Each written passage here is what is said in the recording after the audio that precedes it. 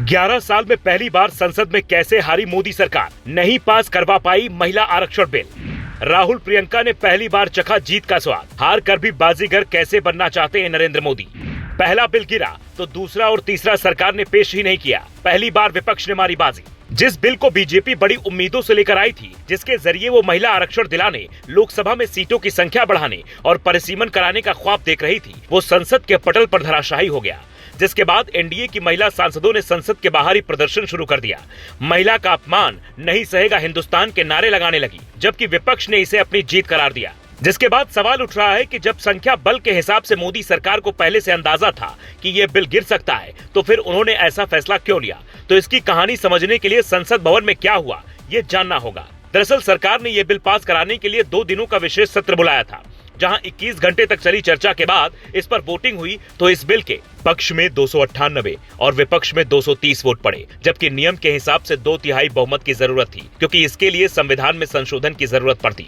मोदी सरकार के 11 साल के इतिहास में संसद में पहला मौका था जब सरकार का लाया हुआ कोई बिल न सिर्फ संसद के पटल पर गिरा, बाकी के 2 बिल पर सरकार ने खुद ही कह दिया ये एक दूसरे से जुड़े हैं, इसलिए इस पर वोटिंग की जरूरत नहीं है। ये तीनों बिल थे: महिला आरक्षण बिल से जुड़ा संविधान का 131वां संशोधन, परिसीमन संशोधन विधेयक 2026, केंद्र शासित प्रदेश कानून संशोधन विधेयक 2026। इन तीनों के जरिए महिलाओं को 33% आरक्षण देने और लोकसभा में सीटों की संख्या 545 से बढ़ाकर 850 करने का नियम था।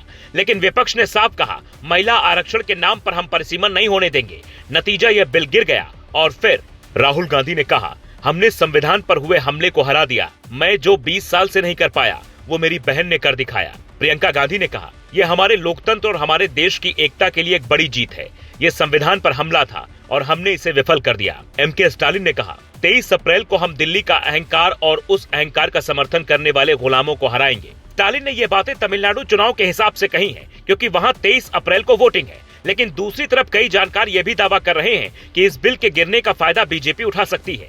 इसे वो अपनी हार के रूप में नहीं, बल्कि विपक्ष को महिला विरोधी के रूप में जनता के सामने पेश कर चुनावी फायदा ले सकती है। और इसका इशारा पीएम मोदी के उस बयान से भी मिलता है, जब उन्होंने इस बिल पर चर्चा के दौरान विपक्ष से कहा, आप विरोध करेंगे तब हमें फायदा होगा। आदरणीय अध्यक्ष जी, देखिए, इसका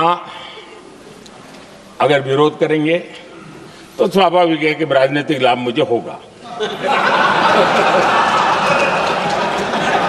लेकिन साथ चलेंगे तो किसी को भी नहीं होगा, ये लिख के रखो। किसी को नहीं रहेगा, क्योंकि फिर अलग पहलू हो जाता है, फिर किसी को फायदा नहीं होगा।